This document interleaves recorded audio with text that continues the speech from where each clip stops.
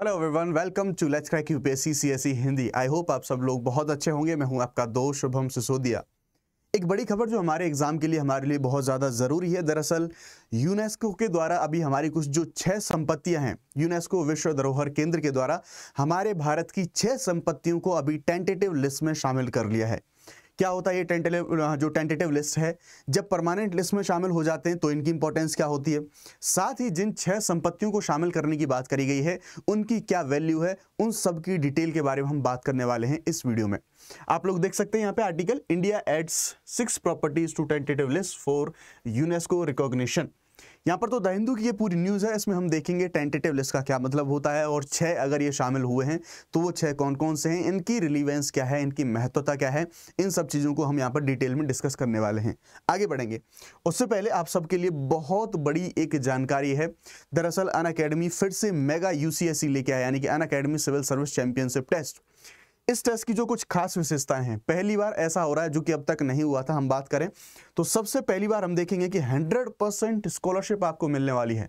अब तक 100% नहीं, 90% तक हम स्कॉलरशिप देते थे, लेकिन इस टेस्ट में जो भी रैंकर्स होंगे उनको 100% तक स्कॉलरशिप उनको दी जाएगी। बहुत बड़ा एक ये जहाँ पर जो एक मेजर जो अनाउंसमेंट है वो आपको यहाँ पर देखने को मिलेगा। और इतना ही नहीं, बहुत सारे रिवर्ट्स जैसे हमेशा की तरह होते हैं। आप देखेंगे आईपीएल आने वाला है, क्रिकेट प्रेमियों के लिए बहुत बड़ी खबर हो जाएगी ये। आईपीएल की जो रैंकर्स होंगे, जिनके अच्छे मार्क्स आएंगे, उन लोगों को आईपीएल के टिकट्स मिलेंगे। साथ ही साथ आपको आईपैड, आपको सैमसंग के टैबलेट, स्मार्ट वॉचेस जैसी चीजें और बहुत सारे कूपन्स आपको मिलेंगे। तो ऐसे बहुत सारे जो रिवॉर्ड्स हैं वो आपके लिए अवेलेबल हैं। देखो, इसकी लिंक आपको इसी वीडियो के डिस्क्रिप्शन में मिल जाएगी। अगर आप डेट देखें तो 23 मार्च को 11 बजे और 5 बजे ये जो टेस्ट होने वाला है, सभी लोग इसमें एनरोल कर लेना। लिंक आपको डिस्क्रिप्शन में मिल जाएगा। नाउ हम देखें यहाँ पर तो दरअसल हमारे जो बैचेज हैं उनके बारे में बात करें तो नीव हमारा 2028 के लिए इंग्लिश का बैच है, यानी कि बाइलिंगुअल लाइव हो चुका है।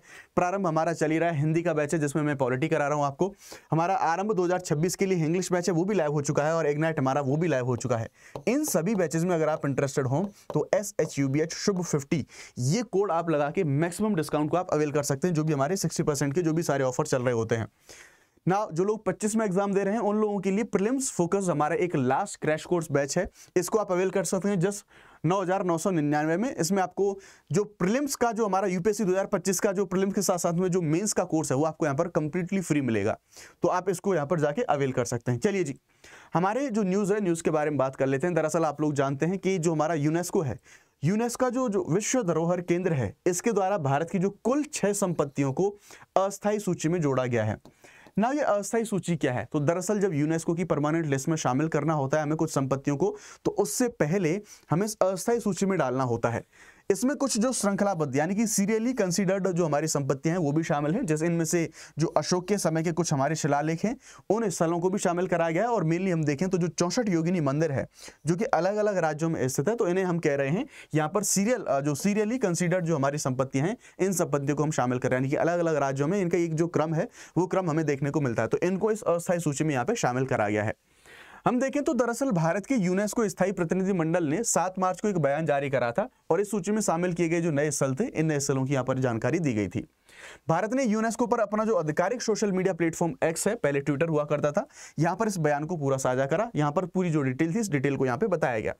विश्व धरोहर केंद्र की जो अस्थायी सूची है उसमें संपत्तियों को जोड़ना दरअसल ही अनिवार्य होता है, क्योंकि पहले हम जब इस सूची में इन संपत्तियों को जोड़ते हैं उसके बाद लास्ट में जाके फाइनली ये जो हमारा परमानेंट जो वर्ल्ड हेरिटेज लिस्ट होता है, इस लिस्ट में बाद में इन सूचियों को शामिल किया जाता है। तो इनके नामांकन के लिए इनको प्रस्तावित किया जाना होता है, तो पहले इस टेंटेटिव लिस्ट में ही इन सूचियों को यहाँ पे जारी किया जाता है। अब जो अस्थायी सूची में जो जोड़े गए हैं वो 6 स्थल दरअसल हैं कौन से, उन स्थलों के बारे में हम जान लेते हैं। तो इन 6 स्थलों के बारे में हम देखेंगे तो सबसे पहले आपको देखने को मिलेगा कांगेर घाटी राष्ट्रीय उद्यान।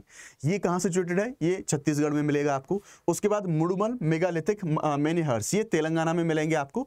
उसके बाद अशोककालीन शिलालेख स्थलों की श्रृंखला है, ये अलग अलग राज्यों में आपको देखने को मिलेगी। जैसा हमने बताया था कि कुछ जो श्रृंखला वाले कुछ जो संपत्तियां हैं उनको भी शामिल करा गया है। इसी प्रकार से 64 योगिनी मंदिरों की श्रृंखला, ये भी अलग अलग राज्यों में आपको मिल जाएगी। उत्तर भारत के गुप्तकालीन मंदिरों की श्रृंखला, इसको भी अलग अलग, यानी कि ये सभी जो सीरियल वाले हमारे जो सभी संपत्तियां हो जाएंगी। बुंदेलों के किले महल मध्य प्रदेश और उत्तर प्रदेश में आपको देखने को मिल जाएंगे, इनको भी शामिल करा गया है। तो इन सभी सूचियों को अभी जो हमारी टेंटेटिव लिस्ट है उस टेंटेटिव लिस्ट में इनको शामिल करा गया है। इन नए स्थलों को जोड़ने के बाद भारत की जो अस्थायी सूची है उसमें टोटल 62 स्थल शामिल हो गए हैं। ध्यान रखेंगे, अस्थायी सूची के बारे में बात करें कि अस्थायी सूची में टोटल जो 12 स्थल हैं, ये 12 स्थल हमें शामिल देखने को मिलने वाले हैं। अब दरअसल यहाँ पर बात करने वाले हैं मेजरली जो 64 योगिनी मंदिर है उसकी कुछ जो खास विशेषताएं हैं उनके बारे में देखेंगे। तो 64 योगिनी मंदिरों में 64 योगिनियों की जो प्रतिमाएं हैं वो प्रतिमाएं आपको देखने को मिलेंगी, और इनमें जो व्यक्तिगत मंदिरों में जटिल पत्थर की नक्काशी के साथ गोलाकार रूप में व्यवस्थित होती हैं। आप यहाँ पर देख पा रहे हैं, दरअसल ये एक प्रकार से एक रेलिंग टाइप की होती है गोलाकार तरीके से, और इन्हीं रेलिंग्स में जो 64 योगिनियों की जो मूर्तियां हैं, ये मूर्तियां यहाँ पर आपको स्थापित देखने को मिलेंगी। इनकी जो नक्काशीदार वाली एक जो विशेषता है वो काफी ज्यादा प्रसिद्ध है, काफी ज्यादा फेमस है। हम देखेंगे ये मंदिर प्राय पहाड़ियों की चोटियों पर स्थित होते हैं। जो 64 योगिनी के मंदिर हैं, योगिनी का दरअसल मतलब होता है युग की महिला साधक। जैसे योगी होते हैं उसी प्रकार से योगिनियां होती हैं, तो महिला साधक, और 64 हिंदी में संख्या मतलब होता है 64। तो 64 योगिनी यानी कि 64 ऐसी जो योगिनियां हैं, यानी कि जो महिला साधक हैं, उनकी जो मूर्तियां हैं ये आपको यहाँ पर देखने को मिल जाएंगी। ये योगिनियां कुल 64 है, इसलिए इन्हें 64 योगिनी जो कहा जाता है।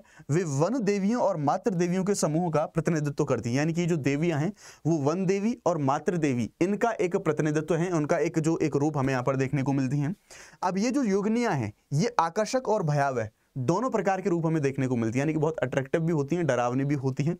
यहाँ पर ये इन दोनों चीजों का प्रतीक हमें देखने को मिलती है, यानी कि अच्छा कॉम्बिनेशन आकर्षक और भयावहता का, और बड़ी संख्या में होने के कारण इन्हें योगिनी समूह के रूप में पहचाना जाता है। 64 योगिनी मंदिर, आपने बहुत सारे सॉन्ग्स वगैरह सुने होंगे, बहुत सारी वीडियोज वगैरह आपको देखने को मिल जाते हैं। अब भारत की वर्तमान यूनेस्को विश्व धरोहर सूची, इसके बारे में थोड़ी सी जानकारी कर लेते हैं क्योंकि डिस्कस किया है तो जरूरी है इन चीजों को जानना। तो वर्तमान में भारत की 43 जो संपत्तियां हैं वो यूनेस्को की विश्व धरोहर सूची में अभी शामिल हैं। अब इनका भी अगर हम कैटेगराइजेशन करें तो हम देखेंगे 35 जो हमारी संपत्तियां होंगी वो सांस्कृतिक श्रेणी में है, 7 हमारी प्राकृतिक श्रेणी में है और 1 मिश्रित श्रेणी में है। टोटल कितनी? टोटल हमारी 43 जो संपत्तियां हैं वो हमें देखने को मिल जाएंगी। अब अगर हम इन सूचियों के बारे में बात करें तो आप देखेंगे भारत ने पहली बार 2024 में विश्व धरोहर समिति की बैठक की मेजबानी करी थी, और इसी बैठक में मोइडम्स क्या थे? अहोम वंश की टीला जो समाधि प्रणाली है असम में पाई जाती है, इसको प्रतिष्ठित यूनेस्को जो टैग है ये प्रदान यहाँ पर कराया गया था। अब इस टीला समाधि को आप एक तरीके से यहाँ पर इस इमेज में देखने की कोशिश कीजिए। यहाँ पर बीच में एक इस तरह से टीला होता है और ऑलमोस्ट इसके चारों ओर ये रेलिंग प्रकार की होती है, तो ये टीला समाधि इसको कहते हैं। कहाँ पर ये पाई जाती है? जो अहोम वंश की टीला समाधि प्रणाली। अहोम वंश कहाँ से संबंधित है? तो असम से संबंधित, आप सब लोगों को इसके बारे में यहाँ पे पता होगा। तो ये हमारे लिए, इसके लिए सारी चीजें जो डिटेल में थी हमारे लिए जरूरी हो जाती हैं। अब क्योंकि हमने यूनेस्को के बारे में जिक्र किया, तो यूनेस्को से संबंधित आपको एक जो क्वेश्चन है, क्वेश्चन का आंसर आपको कमेंट सेक्शन में करना है। हेडक्वार्टर से रिलेटेड आपको आंसर बताना है कमेंट सेक्शन में कि यूनेस्को का मुख्यालय कहाँ स्थित है। ये जेनेवा स्विट्जरलैंड में, न्यूयॉर्क अमेरिका में, पेरिस फ्रांस में, वियना ऑस्ट्रिया में। इसका आंसर आप सभी लोगों को इसी वीडियो के कमेंट सेक्शन में आपको बताना है। चलिए ठीक है, सो ये थी हमारी इस पूरे सेगमेंट के बारे में जो हमारी चर्चा में आया था। So thank you very much.